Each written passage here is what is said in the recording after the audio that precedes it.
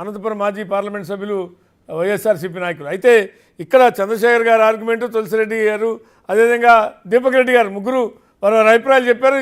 ఈ సబ్జెక్ట్ చాలాసార్లు మాట్లాడుకున్నాం, కానీ ఇవాళ మళ్ళీ ఎందుకు తెర మీదకు వచ్చింది అంటే కొంత స్పీకర్ వాడిన పదజాలం గురించి కావచ్చు, లేకుంటే ఆ అంశాన్ని మళ్ళీ తెర మీద తెచ్చారు నిండు సభలో అది మాట్లాడటం ద్వారా. శ్రీనివాస్ గారు, అందరికీ నమస్కారం. బేసిక్ గా దీపక్ రెడ్డి గారు, చంద్రశేఖర్ గారు చాలా స్పష్టమైన రాజకీయ వ్యూహంతో ఉన్నారు. మధ్యలో మా ఇద్దరిని అమాయకులను కూర్చోబెట్టారు మీరు. సమస్య ఏంటంటే వాళ్ళిద్దరూ స్పష్టమైన రాజకీయ వ్యూహంతో ఉన్నారు. వ్యూహం ఏంటి? అసెంబ్లీలో సాంప్రదాయాలు ఏంటి, అసెంబ్లీలో నిబంధనలు ఏంటి, ఇవి ప్రధానం కాదు. రాకుండా మేమెట్ట వ్యూహాత్మకంగా మీ పైన పై చేయి సాధిస్తామని ప్రతిపక్షం, మీన్స్ వైఎస్ఆర్సీపీ. బట్ మీరు రాకపోతే ఈ సంప్రదాయాలు, ఈ నిబంధనలు, జీతాలు, బత్యాలు మేము ఆడతామని వాళ్ళు. ఇంతకు మించి సభకు రావాలనే కోరిక వాళ్ళకి కానీ, రప్పించాలనే ఇంట్రెస్ట్ అధికార పార్టీకి ఇద్దరికి లేదనేది క్లియర్గా అర్థం అవుతుంది. ఒకరినొకరు ఎట్ట పొడుచుకోవాలని. ఇప్పుడు స్పీకర్ గారు ఒక ప్రకటన చేశారు. ఏంటి ఆ ప్రకటన? శాసనసభలో 134 మంది తెలుగుదేశం, 8 మంది బీజేపీ, 21 మంది జనసేన, 11 మంది, కేవలం 11 మంది, మళ్ళీ 2 సార్లు. దీని ఏమంటారు? ఎటకారమే కదా. పాయింట్ అది కేవలం 11, కేవలం సంఖ్య చదివినప్పుడు, పరాబాలు చదివినప్పుడు మామూలుగా రొటీన్ గా చదవచ్చు. అందరినీ కరెక్ట్ చదివినారు, అందరినీ కరెక్ట్ గా చదివారు. ఒక వైసీపీకి వచ్చేసరికి కేవలం దాన్ని కొనసాగిపోయి దీపక్ రెడ్డి గారు 11 మంది క్రికెట్ టీం. ఇవన్నీ ఏంటి? సభలో జరపాలనే కోరిక కాదు, ఎత్తు పొడుపులు, వ్యూహ ప్రతివ్యూహాలు తప్ప ఇంకోటి కనపట్లేదు. కాబట్టి ప్రజలకు ఒక సంతోషం ఏంటంటే మన భాగవతం అంతా వీళ్ళు భాగవతం వాళ్ళు భాగవతం వీళ్ళు తీసుకొచ్చి బయట పెడతారు, అంతవరకు సంతోషం. ఇప్పుడు జీతాలు తీసుకోవడం కోసం, ఎగ్గొట్టడం కోసం సంతకాలు పెట్టి పోవచ్చని స్పీకర్ గారు అంటున్నారు. కాబట్టి గత 5 ఏళ్లలో ఎవరు ఎగ్గొట్టారు, ఎవరు తీసి రేపు వైసీపీ వాళ్ళు బయట పెడతారు. కాబట్టి మన శాసనసభ్యులు మనం చాలా గొప్పగా ఉండేవాళ్ళు, ఎంత అందంగా ఉంటారు. పురుషోత్తమ్ రెడ్డి గారు దొరుకుతుంది. అది సంతోషం అంటున్నాను మనలాంటి వాళ్ళకి. ఇంకోటి కూడా ఉంటుంది. ఇప్పుడు శాసనసభ్యుడిని ఏమని అన్నాం అనుకోండి శ్రీనివాస్ గారు, వాళ్ళు సభకు మనల్ని పిలిపించి మన సంగతి చూడొచ్చు. ఇప్పుడు మనకు రైట్ ఇచ్చాడు స్పీకర్, మనం కూడా అనొచ్చు. ఇంకా ఎందుకు అన్నారంటే మా స్పీకర్ అన్నారండి, మేము ఎందుకు అనకూడదని రేపు మనం అనొచ్చు. కాబట్టి ప్రజలకి మంచి సమాచారం, మంచి హక్కులు ఇస్తున్నారు. ఇది దురదృష్టకరం. రైట్ ఇచ్చారంటారా? ఇప్పుడు ఇచ్చినట్టే కదా. అనొచ్చు అనకూడదు అంటే ఇంకా అనకూడదు మామూలుగా. ఇప్పుడు రైట్ కదా, స్పీకర్ అన్నప్పుడు మనం ఎందుకు అనకూడదు?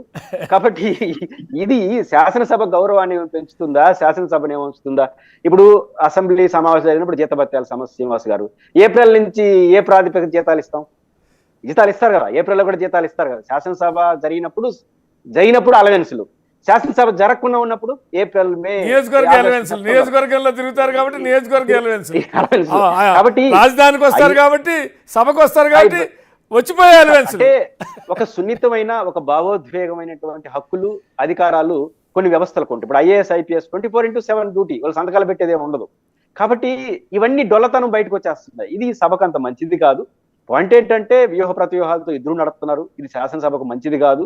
వాళ్ళు శాసనసభకు పోవాలి, వీళ్ళు శాసనసభలో గౌరవప్రదంగా వ్యవహరించాలి. ఈ రెండు జరిగితే శాసనసభకు మంచిది.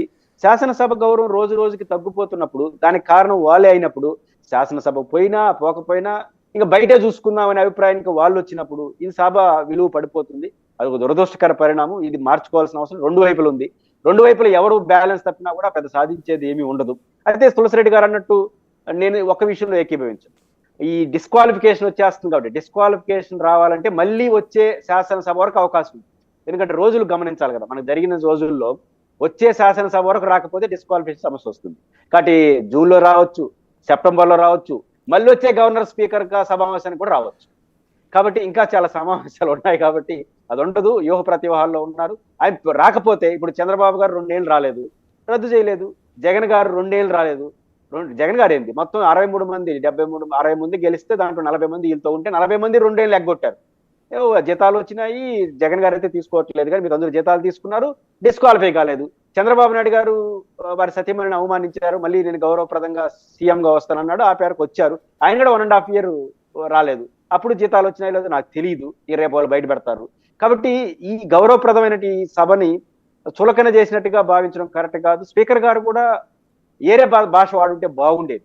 వారు తులసిరెడ్డి గారు అన్నట్టు వారు అనను ఉండకూడదు, వీళ్ళు అనిపించుకో ఉండకూడదు. ఇది ఇద్దరు హుందాగా వ్యవహరించాల్సిన అవసరం అయితే నాకు ఆ సభ చూసిన తర్వాత అర్థమైంది. రైట్ మాధవ్ గారు, అంటే ఇప్పటికైనా స్ట్రాటజీ మార్చుకుంటారా, లేదు ఇట్లాగే 5 సంవత్సరాలు కాలం వెళ్ళదీస్తారా ప్రతిపక్ష హోదా ఇవ్వకపోతే? ఎందుకంటే